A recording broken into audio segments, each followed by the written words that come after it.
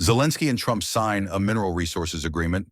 Key highlights of the Washington meeting: Ukrainian President Volodymyr Zelensky will meet with U.S. President Donald Trump in Washington on Friday to sign an agreement on the joint use of Ukraine's natural resources, Trump has announced.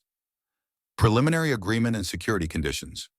Zelensky described the deal as preliminary and expressed his intention to sign additional agreements, including U.S. security guarantees to prevent new Russian aggression.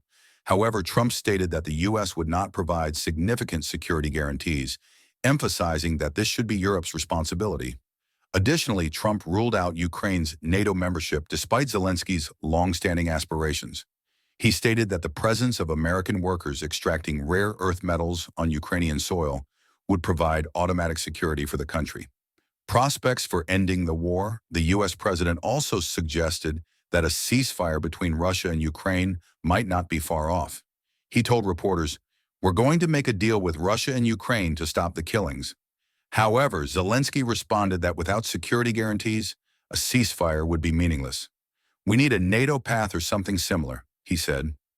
Minerals deal. What we know. Russia has always opposed Ukraine's NATO membership, viewing it as a security threat. In 2008, the alliance stated that Ukraine could join in the future.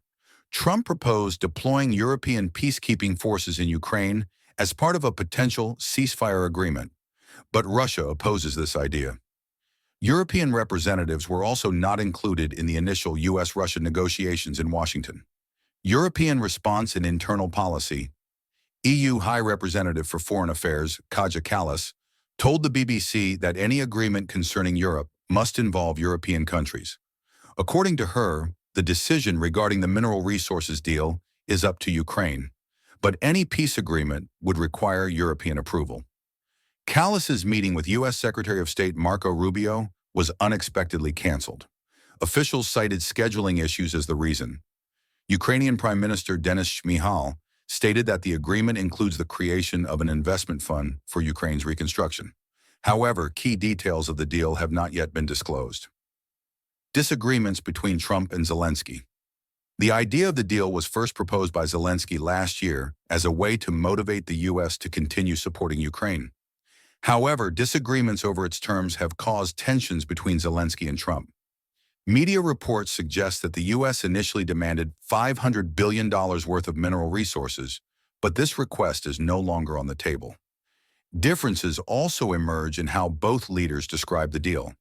Trump calls it a very big agreement and a chance for the U.S. to get its money back after funding aid to Ukraine, while Zelensky refers to it as a framework agreement that should serve as a foundation for further negotiations. Russia and access to minerals. Russian President Vladimir Putin has expressed willingness to offer the U.S. access to rare earth minerals, including those located in Russian-occupied Ukrainian territories.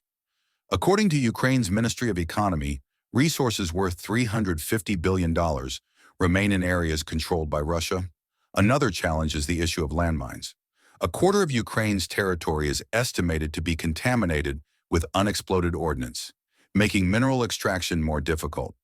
The role of the UK Prime Minister, Keir Starmer, will hold separate meetings with Trump and Zelensky this week to discuss the war in Ukraine. He is expected to arrive in Washington on Wednesday.